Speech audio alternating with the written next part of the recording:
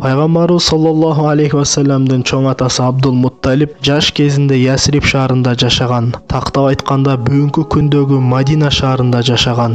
Абдул-Мутталиб атасы Хашим каза болгондон кийин бул шаарда таекелери Бани Наджар уруусунун камкордугунда өсүп чоңойгон. Андан кийин анын Мутталиб деген абасы келип, аны Меккеге алып кетет. Абасы экөө ээрчишип Меккеге кирип келишкенде адамдар бул Мутталибдин кулу деп ойлоп калышат. Ошентип ал Абдул-Мутталиб Мутталибдин кулу деген атка конгон. Негизи Абдул-Мутталибдин чыныгы аты Шейба болгон. Анан Абдул-Мутталиб үй бүлөсү менен Меккенин Бани Хашим деген айылында жашап калган. Абдул-Мутталиб өз өмүрүндө пил окуясына да күбө болгон. Абдул-Мутталиб тирүү кезинде көптөгөн окуялар болуп өткөн. Алардын бири Замзам кудугунун орду белгисиз болгон анын заманында. Анын орду кайсыл жерде экенин адамдар такыр билишпей калган. Аллах Таала Абдул-Мутталибдин түшүндө Замзамдын ордун билдирип койгон.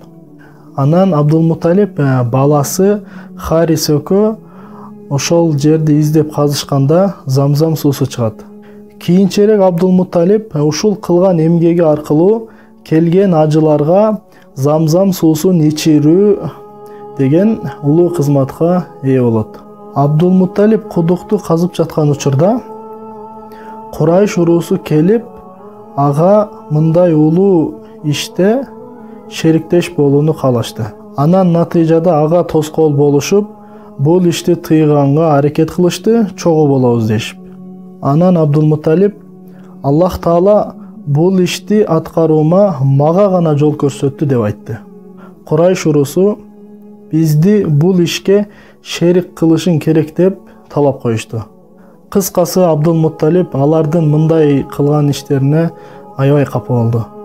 Курайш уруусу андан коркпостон талап кылып талашып турга бергенин себеби Абдул-Мутталибке жардамчы болгон анын жападан жалгыз уулунан башка эч бир балдары жок эле. Мына ушул кезде Абдул-Мутталиб эгерде Аллах Таала мага 10 уул берсе, алардын бирөөсүн курмандыкка чаламын деп Алла үчүн ант ичти. Албетте өз баласын курмандыкка чалуу бул шариятта уруксат эмес. Аллах Таала кийинчерээк Абдул-Мутталибке 10 уул перзент берет. Анан бир кездери Аллахка берген антын аткаруу үчүн балдарын жыйнап, алардын арасынан бирөөсүн курмандыкка чалуу үчүн чучукулак тартты.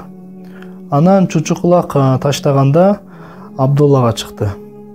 Абдул-Мутталиб эң сүйүктүү уулу Абдулланы курмандыкка чалайын деген кезде Курайш уруусу топтолуп келип, аны бул иштен тыйышты.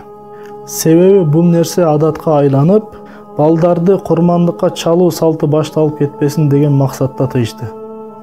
Абдул-Мутталиб аларга бул ишти кылбай коюунун кандай аргасы бар, кандай чечими бар деп айтты. Алар Мединада бир бакшы аял бар. Ошого барайлы, ал бир чечимин чыгарып берет дешти.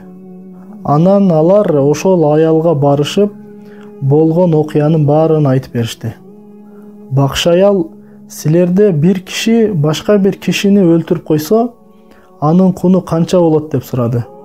Алар 10 төө болот деп айтышты.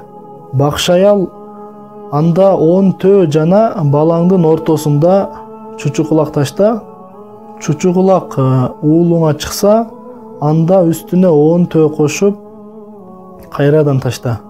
Чучукулак төөлөргө чыкканга чейин санын ушинтип көбөйтө бер деп маселени чечип берди.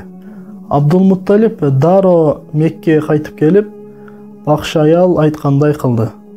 10 төөдөн көбөйтүп бир нече жолу чучукулак таштады. Ар таштаган сайын баласы Абдуллага чыга берди. Акыры төөлөрдүн саны 100гө жеткенде гана чучукулак төөлөргө чыкты.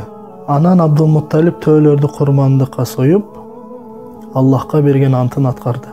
Ошентип Пайгамбарыбыз саллаллаху алейхи вассаламдын атасы Абдулла курмандыкка чалынбай жашап калды.